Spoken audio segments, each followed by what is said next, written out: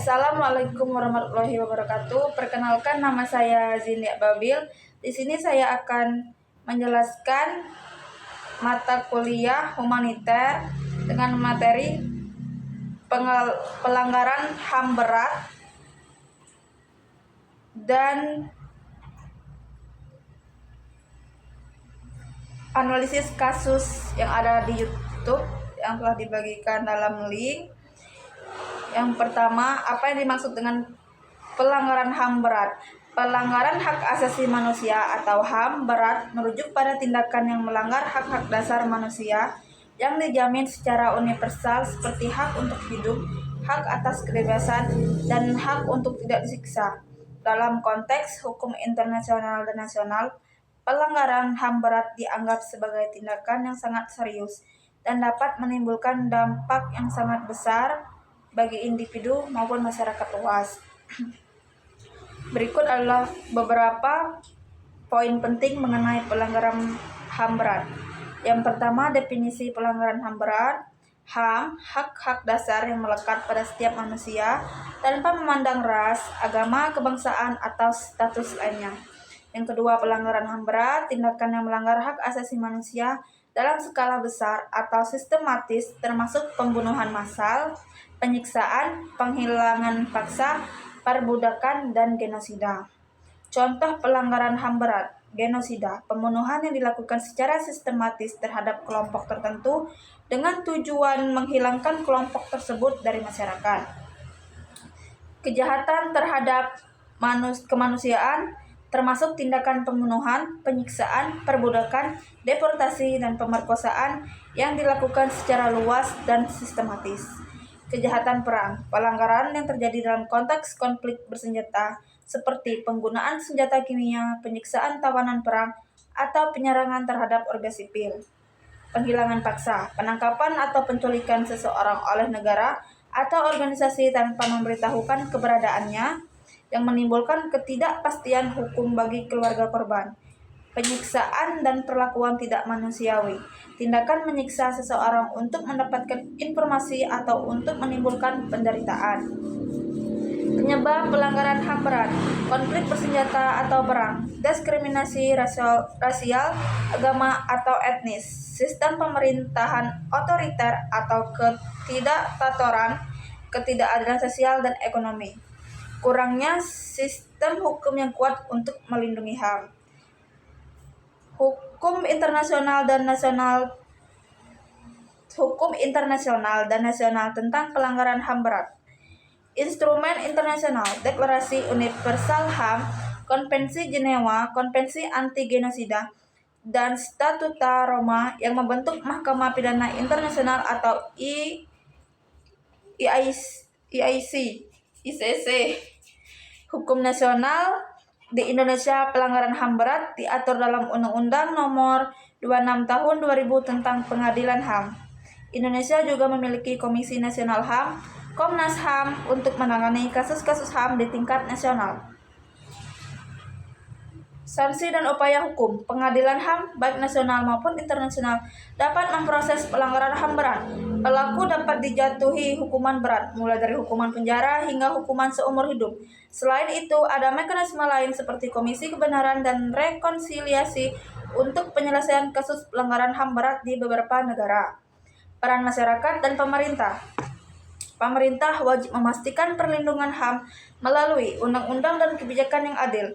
Masyarakat dapat berperan melalui advokasi, pelaporan pelanggaran, dan dukungan terhadap korban. Dan lembaga HAM seperti Komnas HAM di Indonesia atau Amnesty International berperan dalam pengawasan dan kampanye untuk pencegahan pelanggaran HAM. Kasus-kasus pelanggaran HAM berat di Indonesia.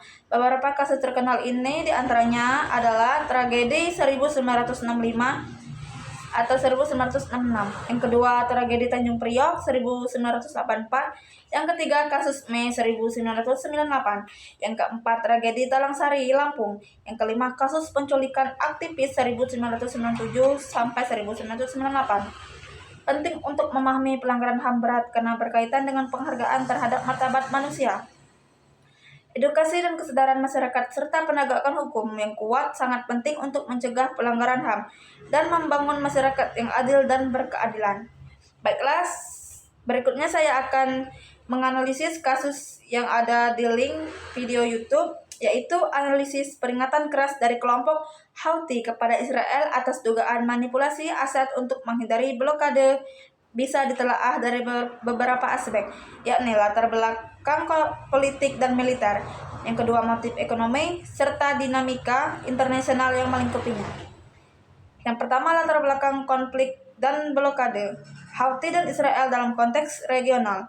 Houthi yang berbasis di Yaman dan memiliki dukungan dari Iran telah lama terlibat dalam konflik regional yang melibatkan aktor utama lainnya seperti Arab Saudi dan Sekutu Barat.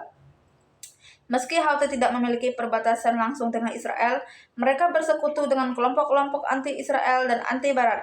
Hubungan mereka dengan Iran memperkuat posisi Houthi sebagai aktor dalam konflik geopolitik yang lebih luas di Timur Tengah.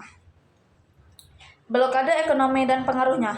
Israel dan negara-negara Barat menerapkan blokade dan sanksi terhadap entitas yang dianggap mengancam keamanan kawasan atau mendukung terorisme. Blokade ini, baik dalam konteks ekonomi maupun pergerakan senjata, bertujuan untuk melemahkan kekuatan militer kelompok seperti Houthi dan membatasi dukungan yang bisa mereka terima. Yang kedua, dugaan manipulasi aset oleh Israel. Motif manipulasi aset. Jika Israel atau entitas yang terkait dengannya memang memanipulasi aset, tujuannya mungkin untuk menghindari dampak dari blokade ekonomi atas sanksi yang berlaku di negara-negara yang tidak memiliki hubungan diplomatik dengan Israel atau mendukung Houthi secara langsung melalui struktur keuangan yang kompleks seperti perusahaan, cangkang, atau aliran keuangan. Melalui pihak ketiga, Israel dapat mempertahankan arus dana, perdagangan, atau dukungan logistik. Pengaruh ekonomi dan keamanannya. Penghindaran sanksi atau blokade memungkinkan Israel atau sekutunya mengamankan dukungannya finansial dan logistik di kawasan yang terkepung. Manipulasi aset mungkin dilakukan untuk menjamin keamanan ekonomi atau suplai sumber daya penting, terutama di tengah ketegangan yang meningkat. Yang ketiga, analisis kepentingan Houthi dalam peringatan ini. Tekanan psikologis dan propaganda. Peringatan keras dari Houthi bisa dimaknai berbagai upaya menciptakan tekanan psikologis terhadap Israel, terutama jika publikasi mengenai manipulasi aset ini berhasil menarik perhatian internasional. Selain itu, juga bisa dimaknai sebagai strategi propaganda untuk mendapatkan dukungan dan simpati dari pihak-pihak yang bersimpati pada perjuangan Palestina atau anti-Israel. Solidaritas terhadap Palestina. Houthi telah lama menyatakan dukungan mereka untuk Palestina. Tuduhan terhadap Israel terkait manipulasi aset dan penghindaran blokade dapat dianggap sebagai bentuk kritik atas kebijakan Israel yang dianggap memarginalkan Palestina, dengan Houthi mencoba mengangkat isu keperhatian internasional. Kesimpulannya, peringatan keras dari Houthi kepada Israel terkait dugaan manipulasi aset untuk menghindari blokade menunjukkan dinamika kompleks dari konflik Timur Tengah yang melibatkan banyak aktor dan kepentingan. Tuduhan ini dapat memiliki dampak politik dan ekonomi yang signifikan jika diakui di forum internasional, mengingat implikasinya terhadap sanksi, hubungan diplomatik, serta stabilitas kawasan. Baiklah, hanya itu yang dapat saya sampaikan. Saya akhiri. Wassalamualaikum warahmatullahi wabarakatuh.